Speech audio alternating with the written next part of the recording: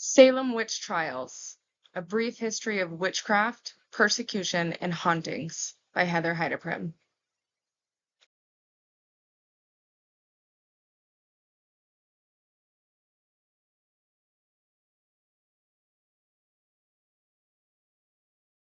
The origin of the witch. A witch is a woman who is thought to have or who have practices magic and sorcery. They were thought to be doing the devil's work. Witch hysteria hit Europe in the mid-1400s. Witch hunts became common within the century. Most accused witches during this time were burned at the stake or died by hanging. Single women, widows, and women on the margins of society were mainly targeted and accused of practicing witchcraft. Between 1500 and 1660, over 80,000 suspected witches were put to death in Europe.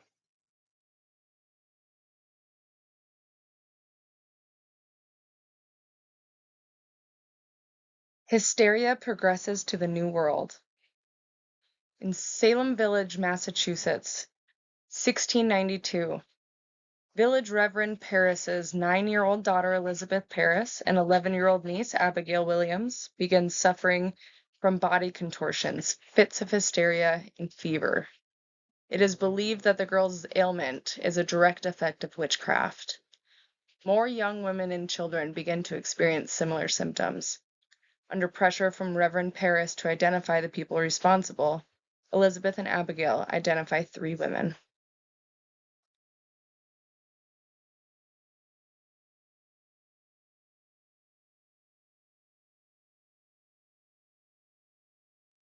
The first 3 witches to be accused of witchcraft in Salem Village at this time.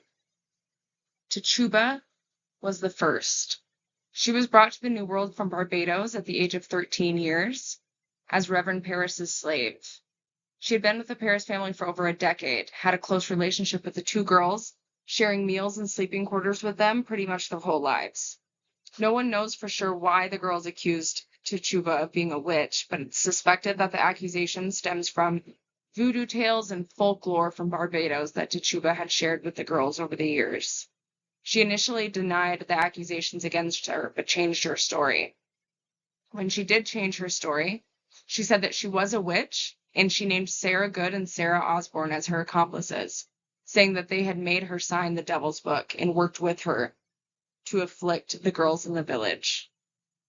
She wasn't officially found guilty, but she was transferred to a prison in Boston where she was confined.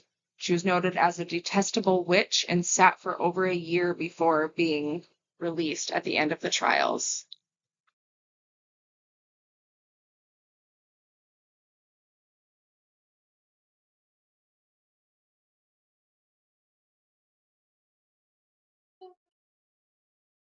The second woman that was accused of witchcraft in the village was Sarah Good. Sarah was an outcast in the village, rejected for the religious expectations of self-control that she did not follow. She would go door to door begging people for money and food and handouts. She was accused of bewitching and tormenting children and other village members. At the time of her arrest, Sarah was pregnant and gave birth to the baby while in confinement. However, the baby did not survive. Her 4-year-old daughter was also accused of being a witch, leading to the child's arrest. The child was then forced to testify against her mother, and her testimony implicated that Sarah was guilty of witchcraft. Sarah denied all of the accusations against her, but it did her no good. She was quoting saying to the judge, "I am no more a witch than you are a wizard, and if you take my life, God will give you blood to drink."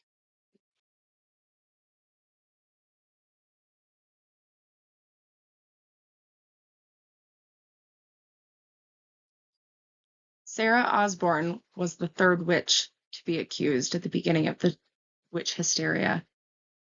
Sarah was outcasted by the village for having inappropriate relations with a servant. She was looked down upon for not attending church, but as an elderly woman, she had health issues, likely depression, which kept her from being involved with the community. Sarah denied having any affiliation with witches or witchcraft, even stating that she didn't know Sarah Good or Tituba before seeing them in trial. She was confined in Boston along with Tituba and Sarah Good. but died in jail on May 29, 1692, without ever receiving a death sentence.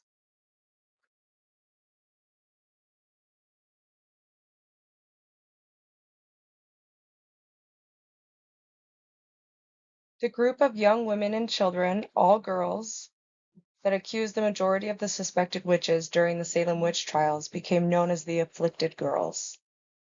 They claimed that witches had afflicted them by attacking and tormenting them and making them ill. The majority of these girls were related to or had ties to the most powerful and prominent families in the village, the Putnams and the Parrises. Most of those accused were affiliated with the other village members who did not agree with the values that the Putnams and Parrises had brought to the village. The fact that these people were not in agreement with the two families is likely why they were targeted.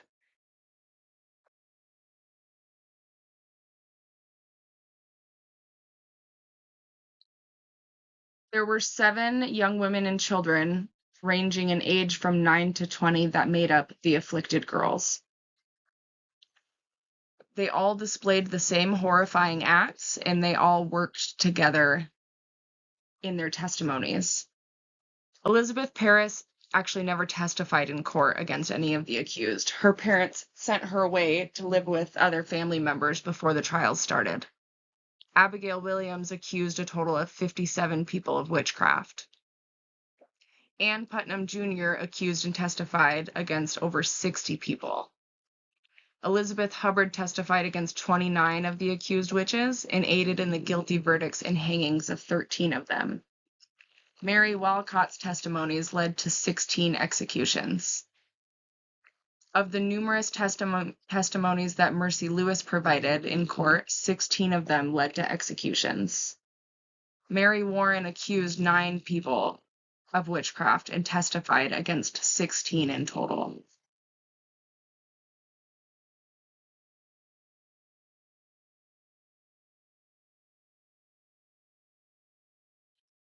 On June 10th, 1692, the first hanging took place in Salemtown, Massachusetts, present-day Salem. Bridget Bishop was the first victim. She had been targeted by Mercy Lewis, Abigail Williams, Elizabeth Hubbard, Ann Putnam Jr., and countless other village members. The accusations against her included attacks, torment, bewitching her late husband, selling bewitched pigs, and using a talking, deformed monkey to pester a village man. Bridget was tried and found guilty on June 8th. The charges against her were witchcraft and conspiracy with the devil. Between 8 a.m. and noon on June 10th, 1692, her execution took place.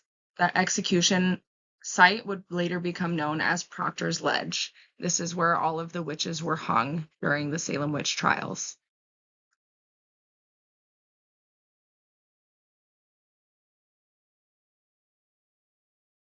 Altogether, over 200 innocent men, women, and children were accused of witchcraft and sent to trial. Of those 200 that were sent to trial, 25 of them led to a death sentence. In total, 20 people were executed and 5 died in confinement. 19 witches were executed by hanging. 1 was executed by being pressed to death by heavy stones. Only 1 male witch was executed during this time, and his name was John Proctor.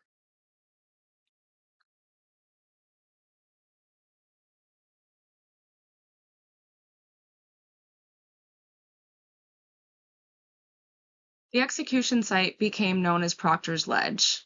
It's located at the base of Gallows Hill, which was originally thought to be the execution site until the early 1900s, when a local historian discovered evidence that pointed towards Proctor's Ledge being the true site of the executions.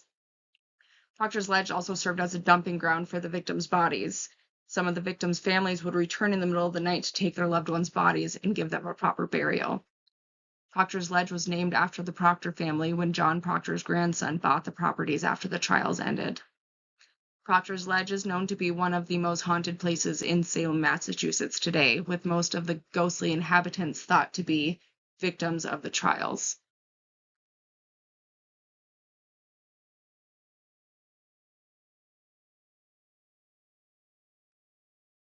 Proctor's Ledge Memorial is a stone semicircle wall built in Salem, Massachusetts.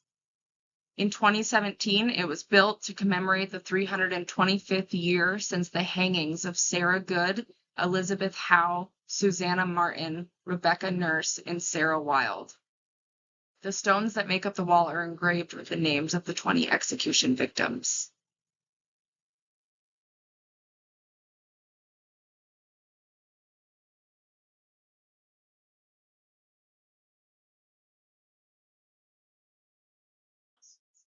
The Witch House. The Witch House is the only still standing structure connected to the trials. It belonged to Judge Corwin, who was one of the main appointed judges of the trials, and it's thought to have housed some of the trials and interrogations. It's also known as one of the most haunted places in Salem. The ghosts of the Now Museum are thought to be spirits of the wrongly accused, or possibly of the 16 original Corwin family members that lived there.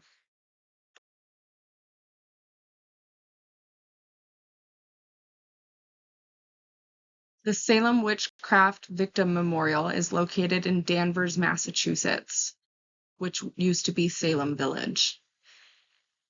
The memorial was dedicated on May 29, 1992, to commemorate the 300th year since the trials started.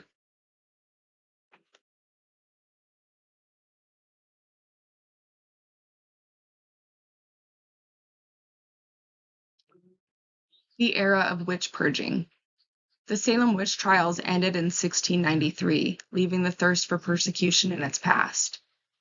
In the years since the witchcraft hysteria ended, the names of the victims have all been cleared. The last remaining victim, Elizabeth Johnson Jr., was officially exonerated in 2022. This piece of American history helped to shape the legal system as we know it today. The haphazard manner in which the trials were conducted led to our current right to legal representation, cross-examination of witnesses and accusers, and the presumption that one is innocent until proven guilty.